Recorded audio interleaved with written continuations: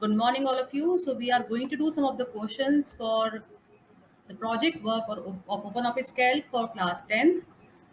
So the first question is based on consolidate data. So today we are going to see how to use consolidate data in OpenOffice Calc. So the first question is, a furniture store has 3 branches across the city. Consolidate the data of sales of all the 3 branches in the first quarter of the current financial year. So what do we have in this question? जैसे हमारे पास एक furniture store है जिसके पास suppose there are 3 branches and there are different items which they are selling like suppose bed, sofa and dining set. And now for all the 3 branches, we are having some sales figures for the first quarter, that is for January, February, March. तीनों branches की कोई sales figures हमारे पास January, February, March की है इन items की. Okay, so what we want is we want to consolidate the data of all the 3 branches into one. Okay, so for that we will do data consolidation. We will go to data, we will click on consolidate. Okay, then sum function we have to use. हमने इन तीनों का sum total निकालना है कि तीनों branches को मिला के जनवरी में कितने बेड सेल हुए या सोफा या डाइनिंग सेट कितने सेल हुए. So we have to use sum function here. Then source data range. अब source data range हमारी कौन सी है? ये वाली. पहले हमने ये रेंज सेलेक्ट करी. We don't select this heading branch 1, branch 2 and branch 3. ये हेडिंग सेलेक्ट नहीं करनी है आपने. टेबल सेलेक्ट करनी है जिसमें month, bed, sofa, dining set ये आपका हेडिंग है. यहाँ से स्टार्ट करके आपने टेबल सेलेक्ट करनी है. When you are selecting the table for the first range, do not select any empty row और column. Make sure this thing. Okay, click on add. तो ये रेंज आपकी ऐड हो गई. इसमें ऑलरेडी कुछ रेंज एडेड है, इसको पहले मैं डिलीट कर देती हूँ so that there should not be any error. So suppose this is a range which we have defined and I click on add और second range है हमारी ये वाली. ठीक है, I am not selecting the heading branch 2, ये मैं select नहीं कर रही. सेकंड रो से स्टार्ट कर रही हूँ selection and then click on add. और थर्ड रेंज है हमारी the third branch, this one, and click on add. तो हमारी 3 रेंजेस हमारी इस पर्टिकुलर कंसोलिडेशन के लिए सिलेक्ट हो गई है. Now copy result to. आपको रिजल्ट कहाँ कॉपी करना है? Suppose I want the result to appear over here, that is A11. Okay, now click on more and then select the options of row labels, link and column labels. इन तीनों को select करना है and click on OK. Now you will see you will get the consolidated data here. Let me increase the font size of this so that you can see it clearly. So now you can see 390. So 200 beds for branch 1 in the month of January, 100 here, so total 300 plus 90 here, it is 390 here. तो तीनों का सम करके इसने show किया है. तीनों branches ने जनवरी में कितने बेड सेल किए? 390. सोफा कितने सेल किए जनवरी में? 100 plus 70 plus 120. So how much it will be? 290. Okay, so 100 plus 70, 170 plus 120 is 290. ठीक है. सिमिलरली यू कैन सी मार्च में बेड कितने सेल हुए या मार्च में डाइनिंग सेट कितने सेल हुए? 10 प्लस 40, 50. और उसके बाद जब हम ऐड करेंगे इसको ब्रांच 3 की सेल से, so we will see 20 here, तो 50 प्लस 20, 70. अगर हम कोई भी, अब लिंक से क्या फ़ायदा हुआ? हमने जो लिंक वाले चेक बॉक्स पे टिक किया था उससे क्या यूज़ हुआ? Suppose I change the value of bed in March from 80 to 90. तो अभी रिजल्ट हमारा 190 है, इसको मैंने इंक्रीज कर दिया तो इसका रिजल्ट भी 10 से इंक्रीज होकर 200 हो गया. So that's why our value was linked. So that's why it is showing you the corrected, it is showing you the updated value in the consolidated data. And you can click on these plus signs to show the values, to expand the values. January में quarter 1 में these are the 3 values which are added and giving the complete result of January. Similarly for February and March, you can click on plus this minus sign uh, to remove this expansion. Okay, so you can click on plus sign to expand or to collapse.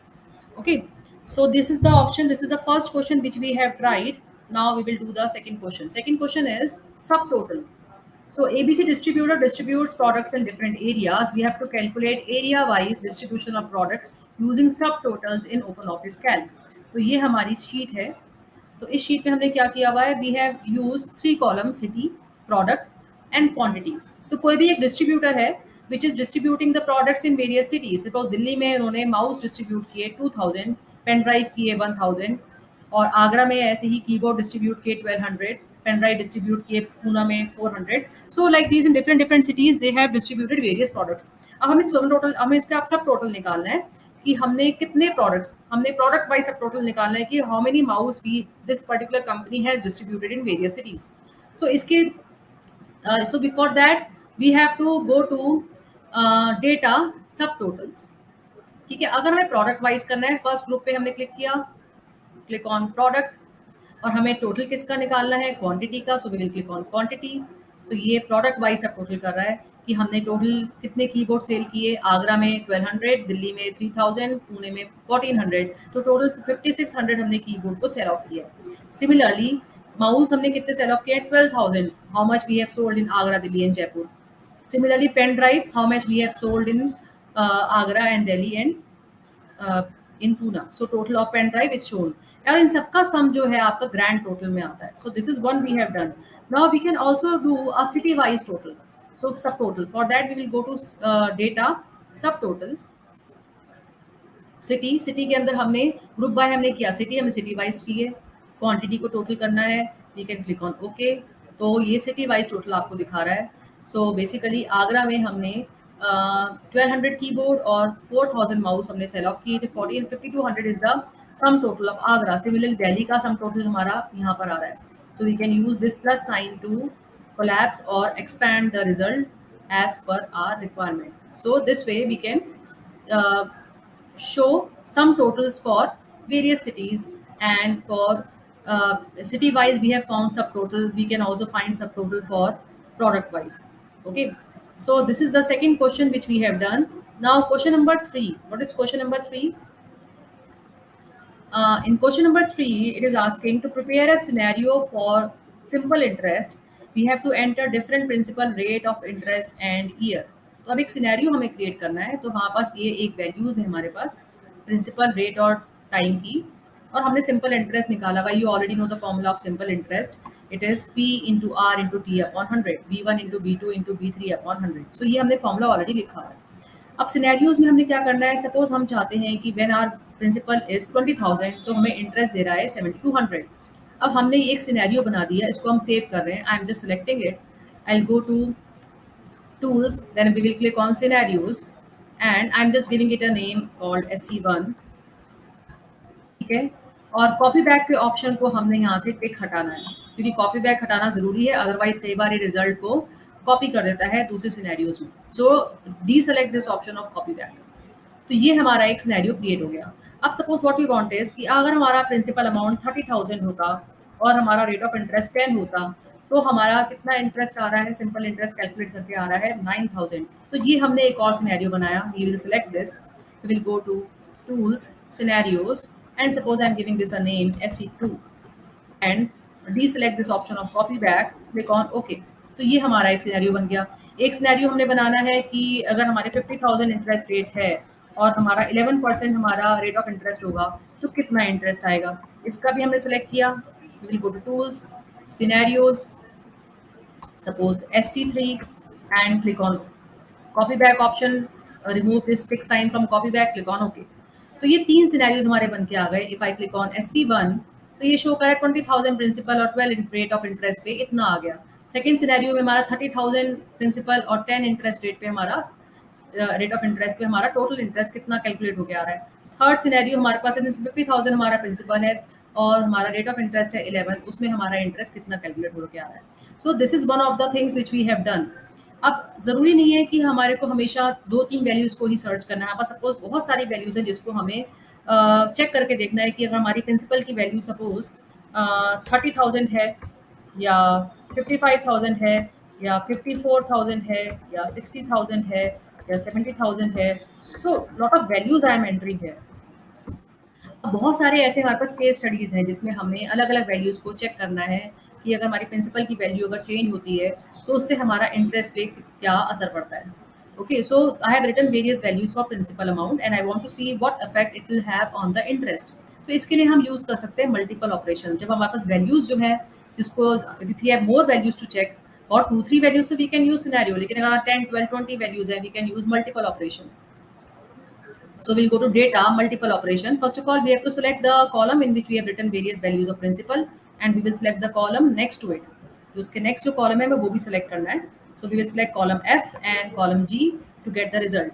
So we will go to data, multiple operations, and then formula. Formula क्या है हमारा? Formula हमने लिखा है B4 में. हमें interest calculate करना है. अब हमने कॉलम वाइज लिखा है क्योंकि it is in F column. Okay, so we have to click on column input cell. हम क्या चेंज कर रहे हैं? We are changing principal amount. Click on okay.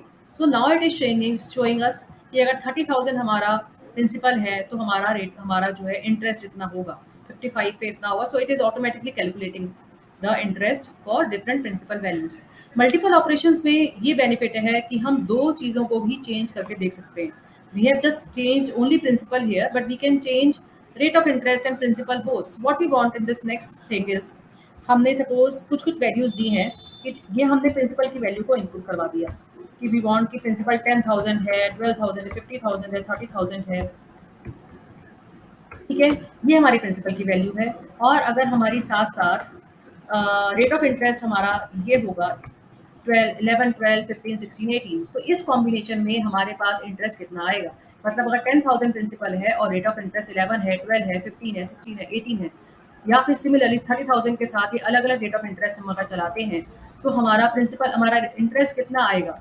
तो उसके लिए हमें क्या करना है? यहाँ पर दो चीज़ें हैं. यहाँ पर we have principal, we are changing principal value also, we are changing rate of interest also to see the result, to see the effect on interest. So we will select both of these. Okay, now we will go to data multiple operations. अब हमें दो चीजें ली है, रो input cell भी लिया है, column input cell भी लिया है. फॉर्मूला है हमारा B4 में. रो इनपुट सेल, रो वाइज हमने किसको एंटर किया है? रो नंबर 8 में हमने एंटर किया हुआ है rate of interest. So row input cell पे हम क्लिक करेंगे rate. Column input cell, column wise हमने किसको एंटर किया है? कॉलम ए में हमने एंटर की है सारी प्रिंसिपल की values. So column input cell में हम क्लिक करेंगे B1, that is principal. Click on okay. So now it is showing कि अगर हमारा प्रिंसिपल वैल्यू 15,000 है और रेट ऑफ इंटरेस्ट 11 है तो इतना आएगा. 12 है रेट ऑफ इंटरेस्ट तो इतना आएगा. तो हर एक की वैल्यूज को हमने टू वैल्यूज को कॉम्बिनेशन में लेके चला है. तो ये हमारा वो इनपुट सेल है रेट ऑफ इंटरेस्ट, क्योंकि हमने एक सिंगल रो में एंटर किया, that is row number 8. And this is our column input cell because we have entered all the values in a single column, that is column A.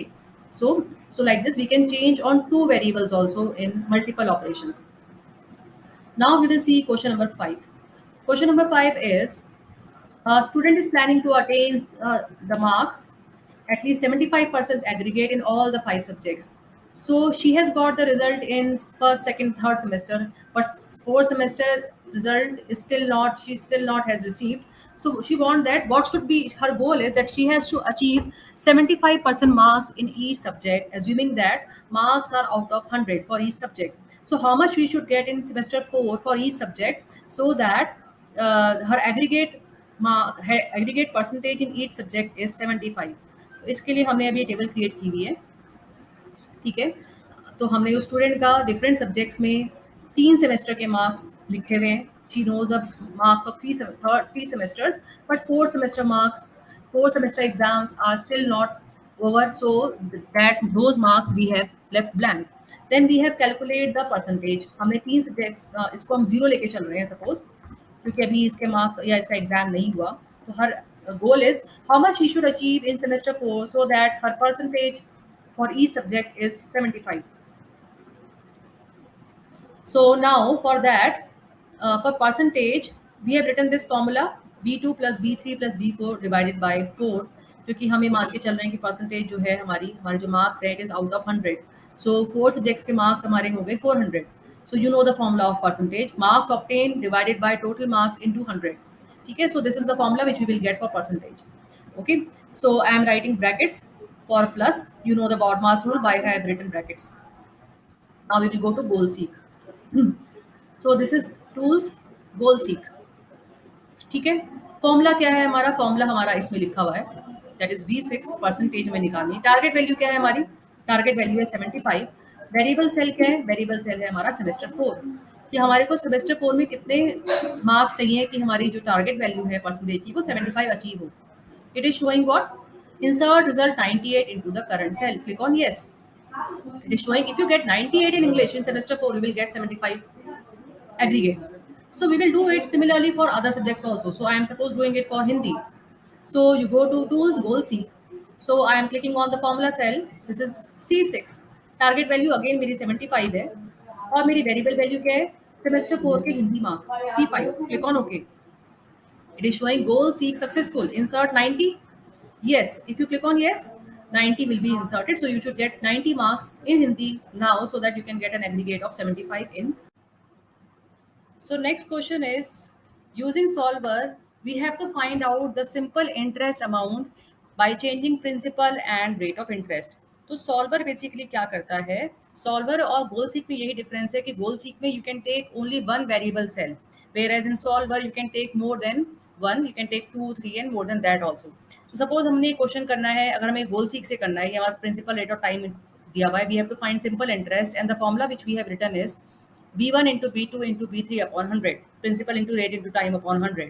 अगर हम ये चीज़ गोल seek से करते हैं, to goal seek, suppose what I want is, formula cell है हमारा B4, हमारी target value है सपोज 20,000, हमें चेक करना चाहते हैं अगर हम 20,000 इंटरेस्ट चाहिए और उसके लिए हमें प्रिंसिपल अमाउंट कितना लेना होगा. तो हम B1 पे क्लिक करें, variable cell is B1, click on okay. तो ये दिखा रहा है अगर आपका इफ़ यू टेक 33,333, तो it will give you the simple interest as 20,000. तो गोल सीक में क्या है, we can only change one value and then we can see the result. लेकिन सॉल्वर में क्या होता है, आप एक से ज़्यादा वैल्यूज को चेंज करके रिजल्ट चेक कर सकते हो. So suppose I am taking solver here and I want that principal amount जो है, I want that this target cell हमारा 12,000 है, इसकी वैल्यू हमें चाहिए सपोज 15,000. ठीक है.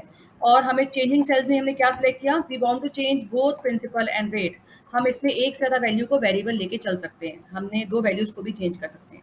इसमें हम लिमिटिंग कंडीशन डाल सकते हैं. हाँ, बस लिमिटिंग कंडीशन क्या है अकॉर्डिंग टू क्वेश्चन, कि हमारा जो प्रिंसिपल अमाउंट है, so I am just closing it. हमारे पास लिमिटिंग कंडीशन ये है कि हमारे को चाहिए इंटरेस्ट हमें चाहिए 15,000, और हमारी लिमिटिंग कंडीशन ये है कि हमारा प्रिंसिपल अमाउंट जो है it should be less than equal to 30,000, ये 30,000 से कम होना चाहिए. Rate of interest should be more than 12 and less than equal to 17. तो ये हमारी लिमिटिंग कंडीशंस है. So we will go to tools, solver, and I am clicking on target cell is B4, value हमें चाहिए 15,000. Changing sales पे हमने select किया B1 and B2.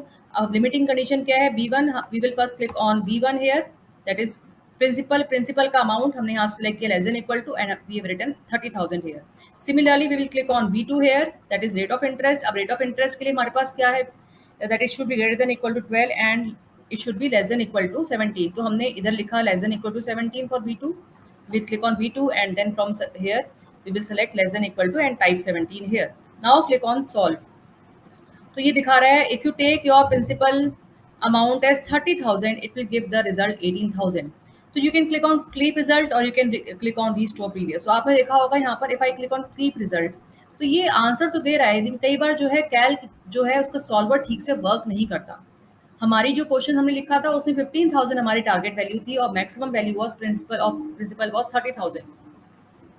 अब ये क्या दिखा रहा है हमें, 30,000 प्रिंसिपल लेके और ये इंटरेस्ट को 18,000 दिखा रहा है. Sometimes in open office Calc solver does not work properly, तो हम इसी चीज़ को एक्सेल में कर लेते हैं. So in Excel we are having the same thing, we have taken principal amount, rate and time and interest we have found. अब हमारी कंडीशन ये, हमें इंटरेस्ट चाहिए 20,000.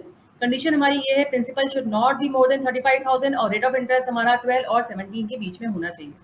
सो सॉल्वर के लिए we will go to data tab, click on solver, data tab में solver.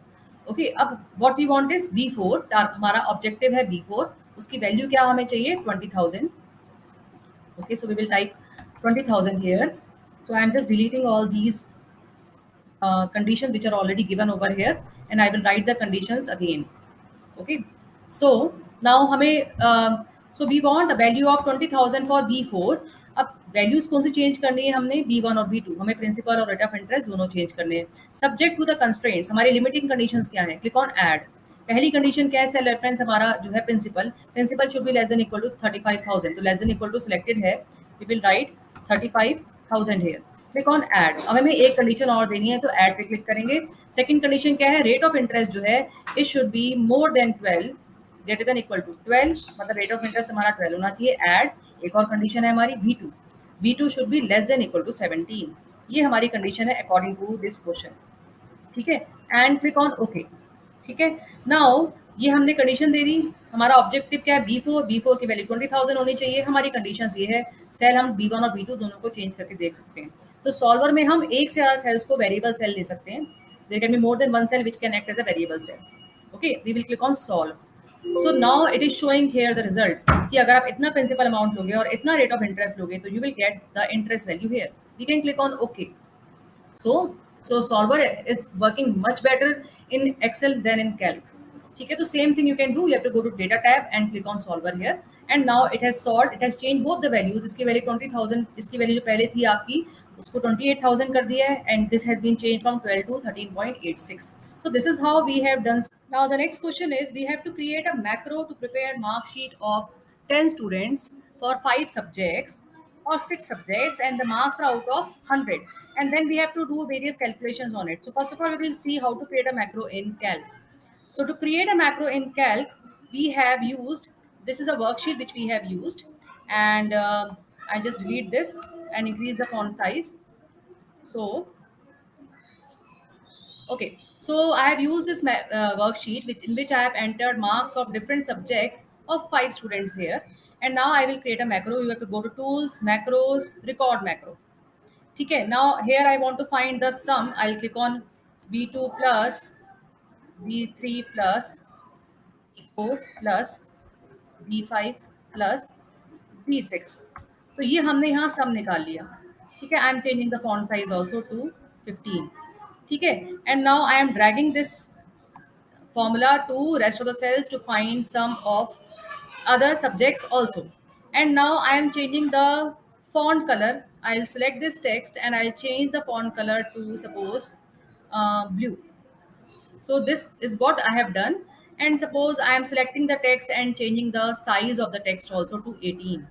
Now this much I have done. I click on stop recording, and wherever I am saving, so this is my file class 10 project demo. This is the name of the file in which the library one is there, a module is there, and then I am giving a name called test1 and save. So I have created a macro with the name test1. Now suppose I am having this sheet with me, and here I want to run this macro. ठीक है, अब ये जो macro हमने create किया है, हम इसको किसी और शीट में भी रन करेंगे. एक इसमें जो ड्रॉबैक है वो ये है, जब आप मैक्रो को रन करते हो तो सेल एड्रेसेस जो हैं वो सेम होने चाहिए दूसरी शीट में भी.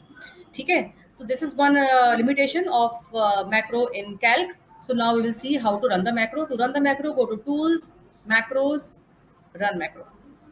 Then select the macro which you have created, class 10 project demo. This is the name of the file, library 1, module 1, test 1 is the name of the macro. Click on run.